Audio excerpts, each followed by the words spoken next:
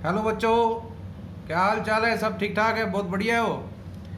चले भाई, आज हम इलेक्ट्रिसिटी का लेक्चर नंबर 10 मैं विकी सर आपके अपने चैनल विबगर क्लासेस में लेके आया हूँ। पिछली वीडियो में आपने जूल्स लॉ ऑफ हीटिंग के बारे में समझा था।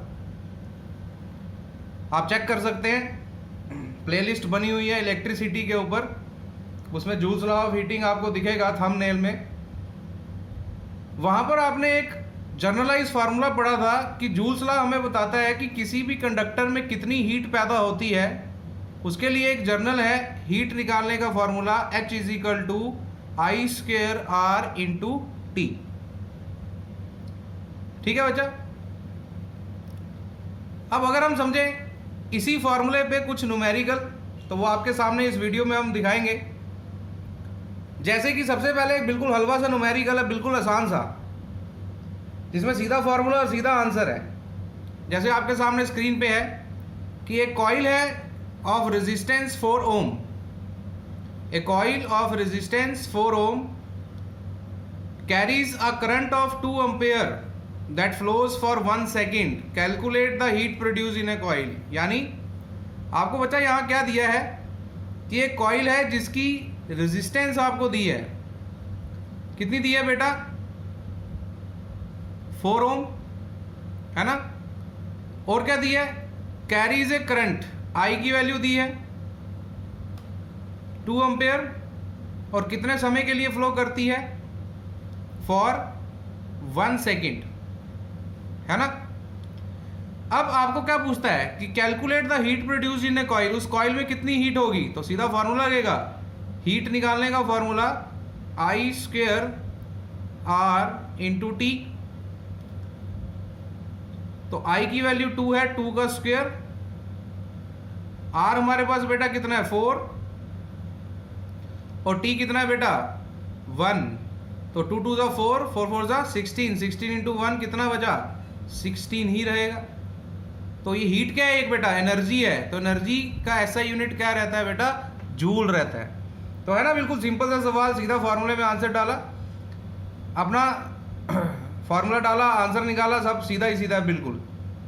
तो ऐसे सवाल आप आंखें बंद करके भी निकाल सकते हैं। आंखें बंद करके तो नहीं निकलता, मगर आप देख के निकाल सकते हैं। फटाफट क्वेश्चन को पढ़ के उसी समय आंसर आप आपके दिमाग में क्लिक कर सकते हैं।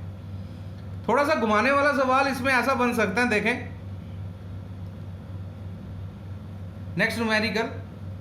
आपके पास बोलता है कि 100 joule of heat is produced each second in 4 ohm resistor. आपके पास एक 4 ओम का रेजिस्टर है जिसमें 100 जूल हीट पैदा हो रही है। तो यहां पर तो आपको भाई हीट की वैल्यू पहले ही दे दी, हीट दे दी है 100 joule in a resistor which has resistance of 4 ohm and each second, ये देख रहे हो आप, ईच सेकेंड। ईच सेकेंड का मतलब बेटा टाइम आपको दे रहा है 1 second. You have to calculate here, यहां पर आपको क्या कैलकुलेट करना है बेटा? ये आपको कैलकुलेट करना है यहां पर कि पोटेंशियल डिफरेंस कितना है। V निकालना है बेटा यहां पर, V। तो फॉर्मूला तो हमारे पास आ गया H is equal to I square R T. अब बेटा यहां V तो है नहीं, या तो आप एक काम ऐसा कर ले, ओम्स लॉ पता है आपको, आप करंट की वैल्यू निकाल सकते हैं। निकाल सकते हैं किस तरीके से निकाल सकते हैं? करंट किसके बराबर होती है? चार्ज अपॉन टाइम, लेकिन चार्ज भी नहीं पता। आर को मैं V अपॉन आई लिख सकता हूं, वो भी है। तो बहुत सारे कंडीशंस इसमें राइज हो रही है, लेकिन आप सिंपली क्या करें, इस करंट को ओम्स लॉ के तरीके से तोड़ दे तो आपको V मिल जाएगा। जैसे देखो मैं करके बताता हूं आपको। अगर मैं आपको यहां बोलूं H is equal to Ohm's law के हिसाब से I किसके बराबर होता है बेटा? V अपॉन आर के बराबर होता है। अगर I V अपॉन आर के बराबर है तो इस I की जगह मैंने डाला V अपॉन आर, उसका square into R into T. तो H यहां से क्या बन गया बेटा? V square upon R square, ये R यहीं पे और साथ में T। ये R और एक स्क्वायर, एक R कट गया, पीछे आपके पास क्या बच गया बेटा? H is equal to V square upon R into T. बन गया फॉर्मूला। आपको क्या निकालना है? वी निकालना है। यहीं पे कर रहा हूं, आगे देखें। V square is equal to R, यहां चले जाएगा एच आर, और टी कहां आ जाएगा? नीचे। डालो बेटा value. V square is equal to H कितना दिया है 100, आर कितना है 4, और टाइम कितना है 1। तो यहां से वी स्क्वेयर की वैल्यू क्या बन रही है 400। तो वी निकल गया, वी इधर रहेगा, स्क्वेयर उधर गया तो रूट बनेगा। तो वी की वैल्यू क्या आ गई बेटा 20, और ऐसा यूनिट क्या होता है? वोल्ट होता है। निकल गया भाई पोटेंशियल डिफरेंस कितना होगा अक्रॉस द एंड। हाँ, इसको आप एक कंडीशन से और भी कर सकते हो, या तो पहले आप करंट की वैल्यू निकालो। कैसे निकलेगी सर? इस करंट की वैल्यू हम यहां कैसे फाइंड करें? सोच सकते हैं how to find the value of current hair.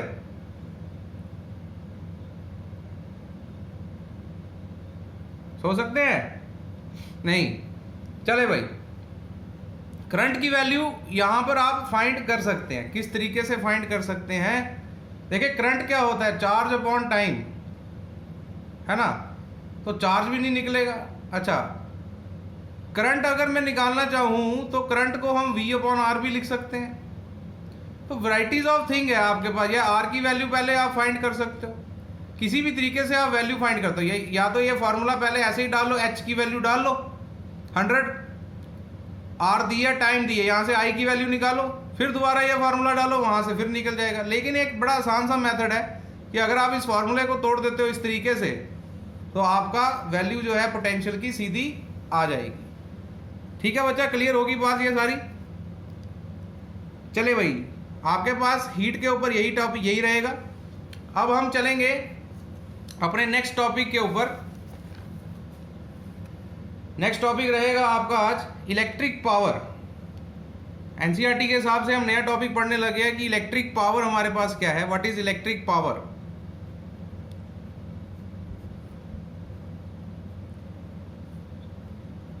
ध्यान से समझेंगे, यहां से हम फॉर्मूले निकालेंगे, फिर वो न्यूमेरिकल में काम आएंगे। देखें ना, इलेक्ट्रिसिटी में हर क्वेश्चन पे न्यूमेरिकल होगा, हर क्वेश्चन पे, हर टॉपिक पे। तो अब देखें इलेक्ट्रिक पावर का मतलब क्या है, व्हाट इज इलेक्ट्रिक पावर। देखिए भाई, पावर का मतलब होता है कि कोई इंसान कितना वर्क कितने समय पे कर रहा है। तो इंसान तो यहाँ पर है नहीं। मानो आपके पास अगर कोई एक बैटरी है, वो कितना वर्क कितने समय में करती है, ताकि एक सर्किट में बैटरी क्या करती है, सर्किट के अंदर पोटेंशियल डिफरेंस मेंटेन करती है, यानी करंट के फ्लो को मेंटेन रखती है। तो हम ऐसा बोल सकते हैं कि पावर को कि कितना वर्क डन बैटरी कर रही है ताकि एक सर्किट में करंट का फ्लो मेंटेन रहे, उसको हम क्या बोल सकते हैं, इलेक्ट्रिक पावर बोल सकते हैं बेटा। तो भाई यहां पर हम आपको बताएंगे इलेक्ट्रिक पावर की एक डिफाइन सिंपल सी, जो मैंने बोला कि it is defined as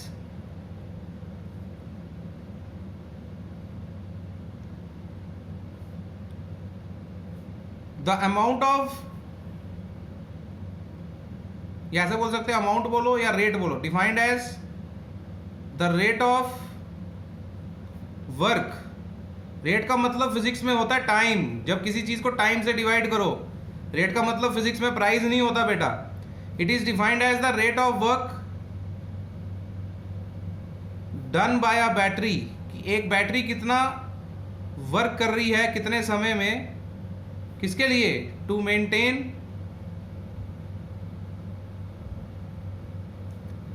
the flow of charge in a conductor, या the flow of current in a conductor, कुछ भी लिख सकते हैं, सर्किट भी लिख सकते हैं। यानी एक सर्किट में करंट के फ्लो को मेंटेन रखने के लिए बैटरी कितना काम कर रही है कितने समय में, उसको क्या बोला जाता है, इलेक्ट्रिक पावर बोला जाता है। और बेसिकली पावर को हम यहाँ पर ऐसे भी बोल सकते हैं कि आपने पढ़ा है कि भाई पावर जो है हर एक इलेक्ट्रिकल डिवाइस की पावर होती है। जैसे आप लोग बाजार से बल्ब खरीदने जाते हैं, उसको बोलते हैं भाई हमें 9 वाट का बल्ब दे दो, 10 वाट का बल्ब दे दो, 20 वाट का बल्ब दे दो। तो ये क्या है उसकी, ये पावर है। 10 वाट, 9 वाट, 100 वाट, 20 वाट, व्हाट इज द ऐसा यूनिट ऑफ पावर। मैं इसमें आगे आपको बताऊंगा कि पावर का यूनिट भी क्या होता है।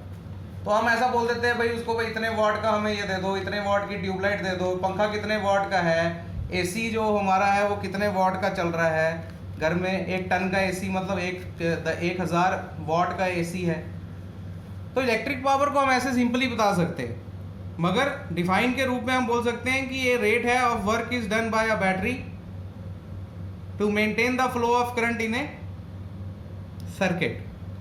चले भाई, इसमें थोड़ा हम आगे समझें। अगर इसके हिसाब से पावर को मैं डिफाइन कर रहा हूं तो फिर पावर किसके बराबर आपको दिख रही है बेटा? पावर जो होगी वो दिख रहा है वर्क अपॉन टाइम है। रेट का मतलब जब आप वर्क को टाइम से डिवाइड कर रहे हैं, therefore power is W upon T. भाई ये जो इलेक्ट्रिसिटी चैप्टर है इसमें पावर कभी भी आप क्वेश्चन आपको कभी भी ऐसा नहीं दिखेगा जिसमें वर्क दिया हो, टाइम दिया हो, पावर निकालो। दिख भी जाएगा तो आप निकाल सकते हैं। हम इलेक्ट्रिसिटी चैप्टर के अंदर 3 चीज़ों से बड़े अच्छी तरह से रूबरू हो चुके हैं। जैसे सबसे पहले करंट, जिसको हम I से डिनोट करते हैं, दूसरा पोटेंशियल V से डिनोट करते हैं, और तीसरा रेजिस्टेंस यानी R से डिनोट करते हैं। हमें पावर भी इन तीनों के रिलेशन में फाइंड करनी पड़ेगी बेटा। तो पूछते हैं पेपर में, पूछते हैं किस तरीके से कि आप लोग पावर को एक्सप्रेस करके दो इन terms of V, I and R। मैं यहां लिख रहा हूं, express power in terms of V, I and R। अब हम पावर को बेटा एक्सप्रेस करेंगे इन terms of V, I and R। कैसे एक्सप्रेस करेंगे वो मैं आपको यहां पर समझाऊं। सबसे पहले अगर आपने पीछे हीट का फॉर्मूला पढ़ा कि हीट क्या है ना, हीट का फॉर्मूला आपने देखा I² RT। तो भाई मैं ऐसा बोल सकता हूं कि यहां पर कि हमारे पास मानो अगर कोई एक बैटरी है तो वो कितना वर्क परफॉर्म करती है, कुछ इस तरीके से मैं बता सकता हूं। देखो मान के चलो कि हमारे पास एक बैटरी है, सपोज अ बैटरी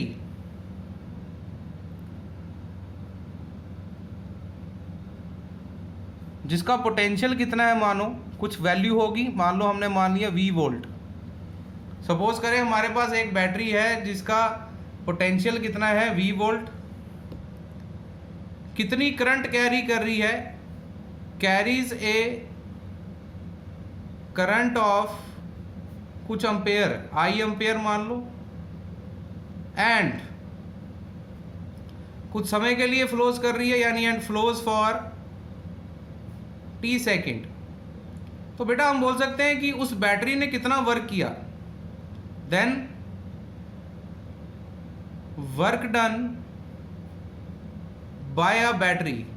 तो वो बैटरी कितना काम कर रही है, तो सिंपल लिखेंगे वर्क डन यहां होगा V into I into T. इसको मैं एक तरीके से और समझा सकता हूं, यहां देखें हीट का फॉर्मूला क्या है I² RT। अगर मैं रेजिस्टेंस को चेंज करूं V upon I, Ohm's law से R is equal to V upon I, ये I और I कट गया, आपको दिख रहा है IVT। तो VIT हीट क्या है? एनर्जी। एनर्जी मतलब कैपेसिटी टू डू वर्क। तो VIT हम बोल सकते हैं वर्क परफॉर्म करती है बैटरी। तो वर्क की वैल्यू हमने बता दी कितनी होगी, V into I into T. अब इसी वर्क की वैल्यू को उठा के इक्वेशन नंबर 1 में डालो, एक रिलेशन आपको दिखेगा। Put the value of W in equation first.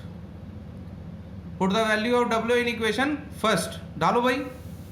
Equation first में क्या है? Power is equal to W की वैल्यू VIT अपॉन टी, ये T और T कैंसल।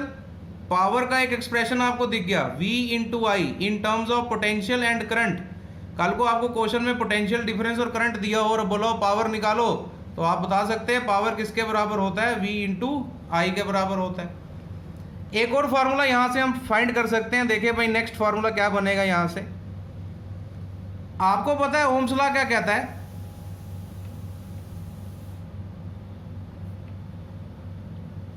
क्या ओम्स लॉ हमें बोलता है V जो होता है वो IR के बराबर होता है? बिल्कुल बोलता है। अगर वी आई आर के बराबर है तो यहाँ पुट किया जाए, तो v की वैल्यू को मैं ऊपर पुट करूंगा तो बनेगा v की जगह आई आर और साथ में क्या जुड़ा है i, तो power is equal to i और i मल्टीप्लाई होगा तो बनेगा i स्क्वायर इंटू आर।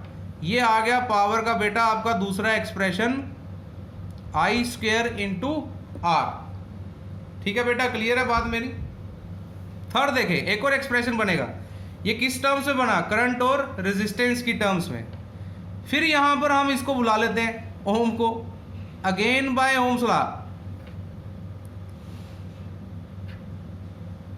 अगर बेटा v आई आर के बराबर है तो यहां से i की वैल्यू मैं बोल सकता हूं वो v अपॉन आर के बराबर हो सकती है। अगर i जो है v अपॉन आर के बराबर हो सकता है तो इस i की जगह ये वैल्यू डालो, पावर का एक और एक्सप्रेशन बनेगा, power is equal to I square यानी v अपॉन आर का स्क्वायर इंटू आर। तो पावर इज इक्वल टू ये बना v square upon R square into R. एक आर और एक आर कट गया तो पावर का एक एक्सप्रेशन और बन गया भाई, v square upon R into, कुछ बचा नहीं बचा, v स्क्वायर अपॉन आर। एक एक्सप्रेशन पावर का और बन गया, इक्वेशन z। ये जो इक्वेशन x, y और z ये तीनों पावर के एक्सप्रेशन है। एक एक्सप्रेशन पावर का v into I in terms of potential and current, एक expression I square R in terms of current and resistance, और एक expression v square upon R. ठीक है बेटा, क्लियर होगी बात मेरी, आपको समझ आ रही है? अगर ये बात क्लियर होगी तो हम आगे बढ़ते हैं थोड़ा सा।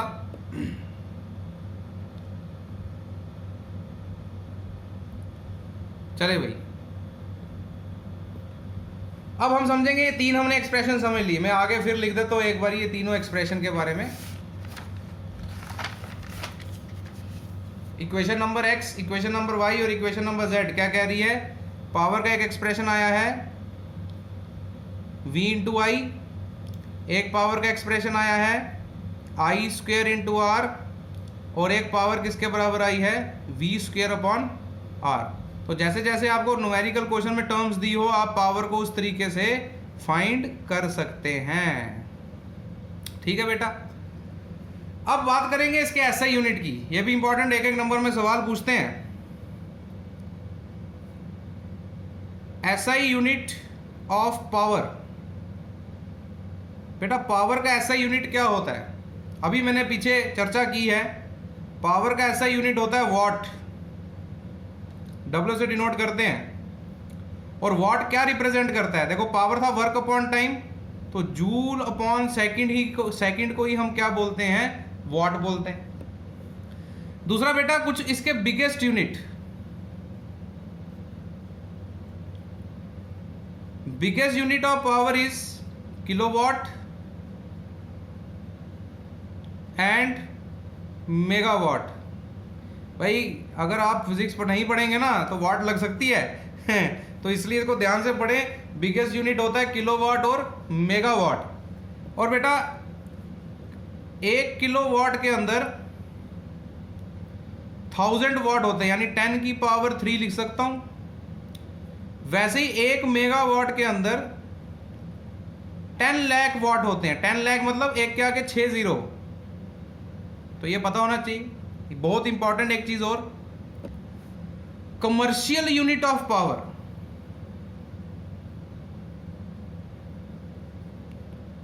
Commercial unit of power.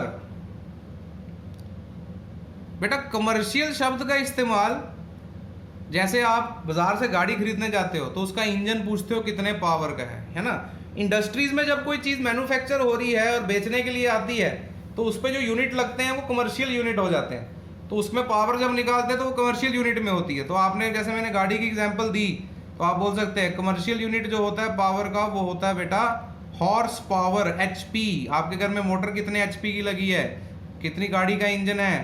तो एक चीज और, 1 हॉर्स पावर के अंदर 746 वॉट होते हैं बेटा। ये इंपॉर्टेंट, ये आपको हमेशा याद रहना चाहिए। पूछ सकते हैं आपको कभी भी एग्जामिनर। तो बेटा ये हमारा आज इलेक्ट्रिक पावर के ऊपर था कि पावर क्या होती है।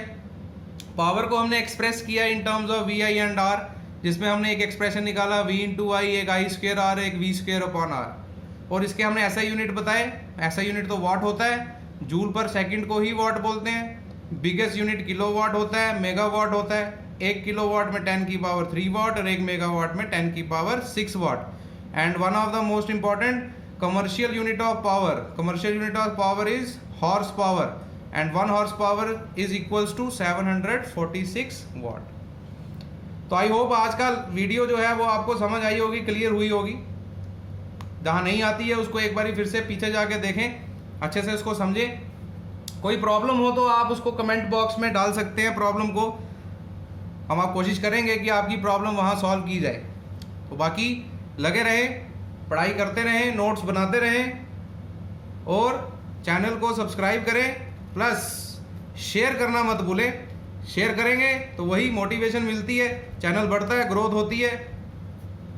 तब तक के लिए आज के लिए बिल्कुल ख़त्म, अलविदा। आपको नेक्स्ट वीडियो में मैं जल्दी मिलूंगा।